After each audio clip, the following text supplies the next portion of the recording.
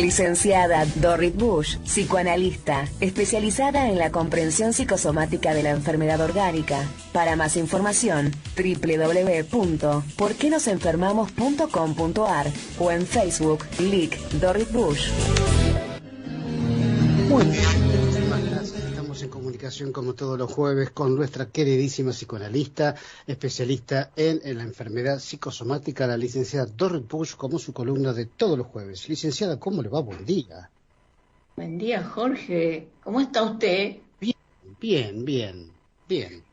Un minuto atrasado, ya me pareció raro. Sí, hoy fue un horario argentino. Ay, porque justo usted al principio del programa estaba hablando de cómo pasa el tiempo, de rápido o de lento, ¿no? Sí. Y en realidad vio, como siempre le digo en este programa, que lo que más nos importa es el tiempo de la vivencia. Sí. En realidad usted sabe que es lo único que nos importa, porque los minutos o las horas son largas o son cortas, de acuerdo a cómo uno lo vive, ¿no? Uh-huh. Sí. Pero bueno, a veces tenemos la sensación de que es larguísimo y a veces se nos pasa tan volando que decimos, uy, ¿qué pasó?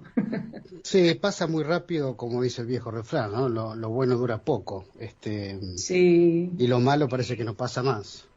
Bueno, y además a medida que uno se hace más grande, parece que tiene que ver con la proporcionalidad, porque un hijo, yo me acuerdo cuando yo era muy chiquitita y había tenido cumpleaños, y decía, ahora tengo que esperar un año para el próximo cumpleaños. Claro. Como una eternidad, pero cuando uno tiene un año o dos, un año es la mitad de la vida de uno, ¿no? Uh-huh. Pero cuando uno tiene 60, un año es una parte mucho más chiquita de la vida de uno. Parece que tiene que ver con eso también, de que uno siente que a medida que se hace más grande, el tiempo pasa cada vez más rápido. Uh-huh. Sí, eso sí. Pero bueno, esos son disquisiciones. Eso sí. En ese programa que pude escuchar nada más que un poquito, pero algo escuché, que pasó, que qué lindo el acento. Me encantan los acentos cordobeses y los acentos de la gente de Tucumana. Sí. Uh-huh. Pensaba que en realidad lo que faltaba, que tenemos que hablar alguna vez en este programa también, era todo lo que desarrolló Freud, ¿no? Alrededor de la sexualidad y sobre todo alrededor del complejo de Edipo. Claro, sí, siempre lo decimos eso, ya nos vamos a acordar. Siempre decimos, pero después siempre tenemos otras cuestiones que se nos imponen y hoy, bueno, íbamos a hablar del sentimiento de dependencia que venimos hablando ya hace varias transmisiones y vincularlo en realidad lo iba a vincular con las adicciones. Ajá. Pero claro. El tema de la adicción es un tema tan, no sé, es como tan serio y tan complejo y bueno, empecemos por los hábitos. Uh-huh. Sí, Hábitos es algo parecido a una adicción, pero no es una cosa tan grave, digamos, ¿no? Y bueno, y la última vez estuvimos hablando de este sentimiento y del miedo a la dependencia, y en realidad cuando tenemos miedo a la dependencia es porque tenemos miedo de necesitar algo muy intensamente y de no encontrarlo, que ese es el tema, ¿no? Y de estar expuesto a una carencia, de no encontrarlo, de no tenerlo. En realidad habíamos dicho que hay dependencias que son saludables y hay dependencias que son lo que se llama conflictivas. Habíamos dicho que todos dependemos de muchísimas cosas y ni siquiera nos hacemos mucho problema, como dependemos del aire que respiramos, y hay otras cosas de las cuales dependemos, de lo cual sí nos hacemos mucho problema. Y esas que son las más conflictivas. Claro. Y bueno, ¿y por qué es conflictivo? ¿No? Porque tenemos miedo de no poder tener aquello de lo cual dependemos, ¿no? Por ejemplo, supóngase una persona que siente que depende de su trabajo, obvio, de su empleo, y tal vez se siente muy insegura. Usted había dicho también que tiene que ver con la autoestima.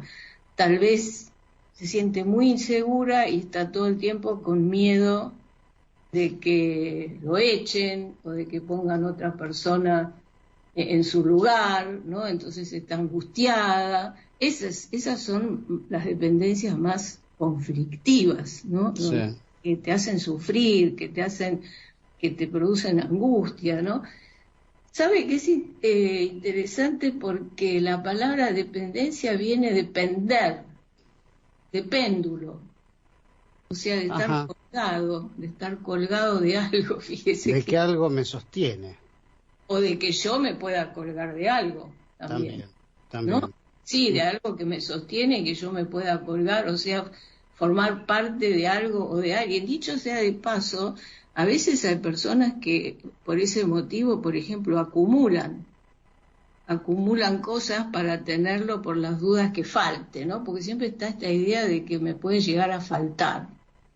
Puedo llegar a sufrir porque no lo tengo. Bueno, volviendo a este tema de estar colgado, a uno, ¿qué le viene? A uno le viene a la mente la representación del feto en la panza de la mamá. ¿No? Cuando usted ve una ecografía parece que estuviera colgado del cordón umbilical, ¿no? Y de la placenta, y a través del cordón umbilical recibe todo, recibe el alimento, recibe el oxígeno, recibe todo lo que necesita, y usted sabe que tiene una dependencia extrema, ¿no? Total, sí. De la mamá en un 100%, sobre todo en los primeros meses de embarazo. Sí, sí. O sea, esas son dependencias inevitables y bueno, y es así. Y en realidad al nacer, cuando nacemos, tenemos ese primer encontronazo con el mundo de afuera y empezamos un poco a soltar esa dependencia extrema, porque en el momento que nacemos tenemos que respirar por nuestra cuenta. Lo primero que pasa es que respiramos. Sí. Respiramos por nuestra propia cuenta. Es el primer encuentro con ese mundo nuevo y tenemos que comer, o sea, alimentarnos también por nuestra cuenta, que antes esas dos cosas nos venían. Bueno, por eso esa primera semana después de nacer nosotros la describimos mucho cuando estuvimos estudiando la gripe y los sentimientos de desolación, que ahora no voy a abundar en esto, pero esos primeros 7 días después de nacer son 7 días muy importantes en la vida de una persona, porque esos 7 días es que el bebé se adapta un poco a todo este nuevo mundo, ¿no? A los cambios de temperatura. Imagínese, estaba dentro de la panza de la mamá, vaya a saber a qué temperatura, ahora está afuera, estaba todo cobijadito, envuelto en el líquido amniótico, ahora sale, bueno, todos esos 7 primeros días hasta que cae el cordón umbilical, que se llama el periodo neonatal temprano, son muy importantes. Y la doctora que habló en la transmisión anterior habló también de cómo las primeras experiencias de nuestra vida nos marcan. Sí. Bien, es cierto que depende cómo transcurrimos las primeras épocas después de nacer, depende de la cantidad de cuidado que tuvimos, etcétera, etcétera. También eso va a influir, no digo que sea todo, porque muchas cosas las traemos heredadas, pero mucho tiene que ver con lo que nos pasa en la primera semana después de nacer, porque si no después, ¿sabe qué pasa? Esto queda en recuerdo inconsciente. Supóngase un bebé que ha sido muy abandonado, que sufrió mucho, que esto queda grabado en el inconsciente. Y luego, ¿ahí, Jorge? Sí, no. Entonces, cuando hace tanto silencio, yo pienso, se me desapareció. No, estoy aquí atento. Claro, nos marca, es lo que en psicoanálisis se llaman fijaciones, ¿no? Tenemos fijaciones situaciones que después arrastramos a lo largo de la vida, y en toda la situación que se asemeja a ese periodo podemos revivir angustias. Y fíjese, la palabra angustia viene de angosto, también tiene que ver con el atravesar el canal de parto, etcétera. Pero bueno, claro, angustia, angosto, es como cada vez que tenemos un ataque de angustia, en nuestro inconsciente revivimos esa situación que estuvimos viviendo cuando atravesábamos el canal de parto, íbamos para adelante y no sabíamos con qué nos íbamos a encontrar, para decirlo de alguna manera, ¿no? Sí. Por eso en la vida, cuando tenemos un ataque de angustia, probablemente estamos en una situación en la que sentimos que atravesamos una situación difícil y que no sabemos lo que va a pasar.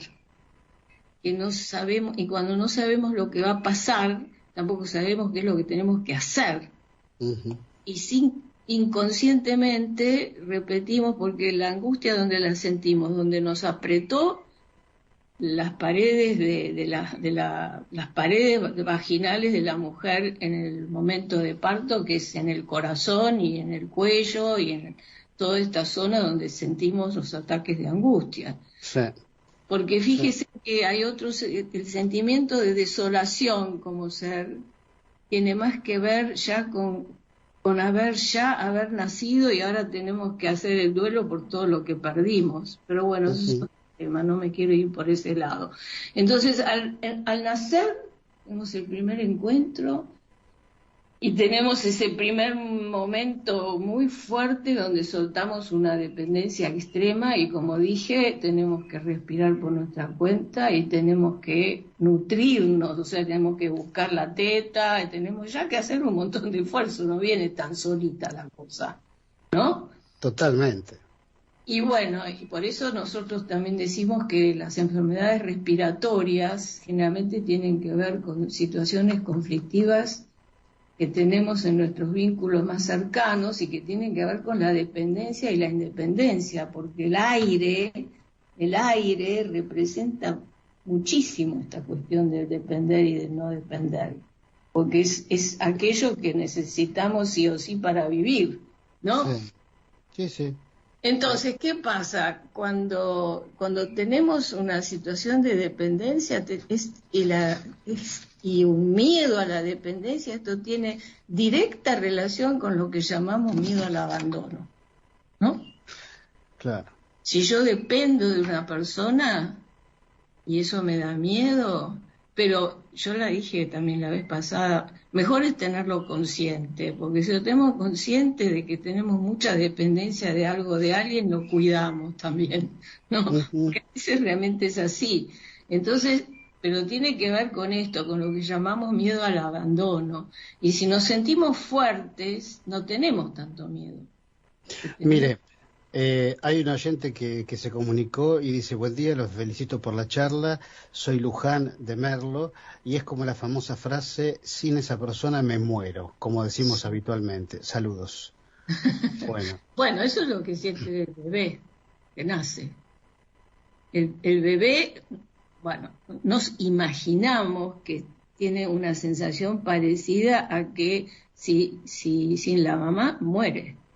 Y lo único que sabe hacer es gritar, lo único que sabe hacer es llorar. Pero sí, a veces tenemos esa sensación, entonces es una extrema dependencia que nos hace sufrir muchísimo. Que justamente, ¿por qué? Porque tenemos miedo al abandono. Y como yo te decía, si nos sentimos más fuertes, ¿no? Nos tenemos más confianza, y bueno, ¿en qué tenemos confianza? En que si no va a estar, nos la vamos a arreglar solos mejor, o podemos encontrar un sustituto. ¿Por qué sin esa persona me voy a morir? ¿No hay otras personas? Algunas que se parezcan, ¿no? Es cierto que a veces sentimos que a nuestra madre no la podemos sustituir con nada, ¿no? Con nada, porque nada se parece. Pero bueno, también tiene mucho que ver con la capacidad de hacer duelos. A veces tenemos que con tal o cual persona el vínculo cambia, que el vínculo se transforma. Nosotros, la vida es muy dinámica, todo el tiempo las cosas van cambiando. Entonces, si yo me siento un poco más fuerte, digo, bueno, si esta persona que yo necesito tanto se me va a vivir a España como está ahora tan de moda, sí. Y bueno, a alguien voy a encontrar, póngale. Uh-huh. Bueno, si es un novio es más difícil a que si es un profesor de piano. Claro. A veces uno está tan encariñado con el profesor de piano y se lleva tan bien que uno siente que no va a encontrar otro. Bueno, entonces también hay que estar dispuesto a hacer un duelo y que no todo dura eternamente. O hay que tratar de Sí, te escucho. No, digo, si pudiésemos asimilar esa frase, qué importante, qué madurez que tendríamos, ¿no? Pero no es así. ¿Cuál frase? Esa de que la vida no es para siempre y que tenemos que aprender a vivir si supuestamente el otro, o se corta un vínculo, cualquiera de ellos fuere. Sí, sabe que tenemos que entrenarnos a hacer duelos. Sí, sería importante. El duelo, porque fíjese que la gente, me voy a ir por otro lado, pero a veces pienso que la gente se entrena físicamente todo el día. Uno sale el domingo a la costa por acá y está todo el mundo andando en bicicleta, corriendo, haciendo gimnasia. O sea, vivimos en un mundo tan materialista que sí. Decimos, bueno, dependo de mi cuerpo, dependo de la materia, tengo que poner mi cuerpo a punto, Y con nuestra vida anímica, ¿qué pasa? ¿Sabe que también podemos entrenarnos? Lo que pasa es que es tan distinto, ¿no? Y es más difícil. Yo no sé si es más difícil, simplemente hay que empezar a darse cuenta de que esto también es así, y que no solo me tengo que entrenar desde el punto de vista físico, sino desde el punto de vista anímico. Por ejemplo, entrenarme a hacer duelo, porque ¿qué es lo que hace la gente? ¿Qué es lo que en el consenso nuestro la palabra duelo tiene muy mala prensa? Sí, en Occidente. Y entonces, ¿qué pasa? Negamos. Entonces, bueno, no pasa nada, miro para el otro lado. Bueno, no pasa nada, miro para acá y miro para allá, o como siempre digo, es como que si tuviera la basura y no tengo muchas ganas de darme mucho trabajo, la barro debajo de la alfombra. Y después de vuelta, la barro debajo de la alfombra. Y de vuelta. Y un buen día. ¿Y por qué pasa muchas veces en la edad más avanzada? Porque llega un día que ya debajo de la alfombra no se puede meter más nada. Sí, está ya sale por todos lados. Claro. Entonces uno dice, diablos, y ahora, y a veces es cierto que cuando se ha acumulado mucha cosa, es mucho más difícil. Uh-huh. Y entonces, ¿qué pasa? Que también muchas veces aparecen las enfermedades, porque ya es como demasiado. Sí. Entonces, ¿y qué pasa? ¿Cómo es esto de entrenarse en los duelos? Y bueno, tenerlos en la conciencia. Y además, no es algo tan negativo, porque cuando yo atravieso la situación de duelo y me doy cuenta de la tristeza, la siento, lo voy elaborando, después hay un momento en que uno se alivia. Sí. Porque se alivia, ya empieza a tener la famosa libido más disponible para otras cosas y se empieza a concentrar en otra nueva situación. Es cierto que hay duelos más difíciles que otros, ¿no? Uh-huh. Hay duelos más difíciles que otros, pero nos podemos entrenar en la medida que no nos dedicamos a la negación, es decir, a decir siempre todo bárbaro, hay que ser feliz, somos felices, está todo regio, y mientras tanto estamos poniéndonos muy negadores respecto a alguna situación que, bueno, que uno la puede enfrentar, ¿no? Uh-huh. Pero si nosotros volvemos al tema de los hábitos, ¿no? Antes, justamente, la gran dependencia, no sé, esta persona, este oyente que preguntó esto, cuando uno siente que pierde eso que necesita tanto, justamente siente mucha angustia. Sí. Mucha angustia. ¿no? Sí. Estas son situaciones que se pueden elaborar, porque también es muy importante, ¿sabe qué, Jorge? Que cuando uno pierde un vínculo, uno se tiene que preguntar qué es lo que perdió con ese vínculo. ¿Qué es lo que es lo tan importante que tuvo en ese vínculo? Si es la protección, si es la compañía, si es... Eso La es costumbre. Sí, pero la costumbre de qué, por ejemplo. No, porque uno puede estar acostumbrado y decir, no, yo sin él no puedo estar, o sin ella, y no se da cuenta, porque no lo está viendo, no está pudiendo verlo, que es simplemente una costumbre de los años, y no Sí. es tanto el amor. Estamos otra vez con el tema de los hábitos, ¿no? Sí. Sí, y los hábitos son difíciles de cambiar y las adicciones ni muchas veces usted en el programa trae personas o profesionales que dan directivas de cómo se puede resolver una adicción a determinada cosa, ya sea a la comida, ya sea al cigarrillo. Justamente ayer estaba hablando con un paciente que dice que está gordo, que está haciendo una dieta, pero que ya es la tercera vez que hace la dieta, Sí. y que la primera vez bajó rapidísimo de peso, la segunda vez le costó más y ahora le está costando un Perú, porque fíjese que qué interesante que es esto. Esto suele ocurrir, que la primera vez que uno hace una dieta funciona rápido. Bastante rápido. La segunda funciona un poco menos rápido y la tercera da un trabajo bárbaro. Y nosotros pensamos, como nosotros partimos de la base, como siempre digo, que no somos una maquinita, sino que somos seres animados y que si engordamos por algo engordamos, ¿no? Pues ¿qué es la diferencia entre una máquina y el ser humano? ¿Cuál es la diferencia? La gran diferencia. Los sentimientos. Claro. Que la máquina no siente. Usted al auto que está ahí le pega una patada y no le pasa nada. Se apoya en todo caso. Sí le habré pegado alguna cosa que me choqué la cabeza, como si la otra, el fierro sintiera que yo le pegué una piña. Ay. Claro, entonces, pero si a mí me pegan, a mí me va a doler y yo voy a reaccionar. Entonces, los programas en general parecieran estar algo así como preparados para algo que se asemeja más a una máquina. Vos vas a comer así, y tanto, y tanto, y tanto, y qué sé yo. Y después, y lo mismo pasa en realidad con el cigarrillo, pasa con el alcohol, pasa... Lo que nosotros tenemos que tratar de preguntarnos es, ¿qué le pasa a la persona que necesita acumular grasa? Porque no todos acumulan grasa, y muchos comen mucho y no acumulan nada, y otros comen poco y acumulan como la gran 7. Y entonces nosotros le imponemos un programa así tan estricto, estilo máquina, muchas veces, ¿qué pasa? Después no funciona, como pasa con las dietas en general, son muy difíciles de cumplir, de cumplir, producen mucho sufrimiento a la persona.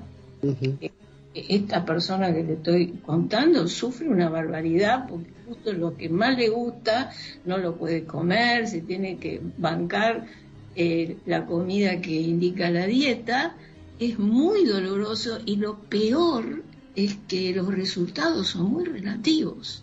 Entonces, ¿cuál es la idea? La idea es de tratar de comprender qué pasa con esta persona que necesita comer. Esto es que necesita acumular grasa, que la grasa usted sabe que es lo que nos aporta energía. ¿Qué pasa con esta persona que necesita fumar? Usted vio que cuando se le corta el cigarrillo a una persona, a veces la persona enferma. La persona engorda, por ejemplo, justamente. Es la famosa dependencia.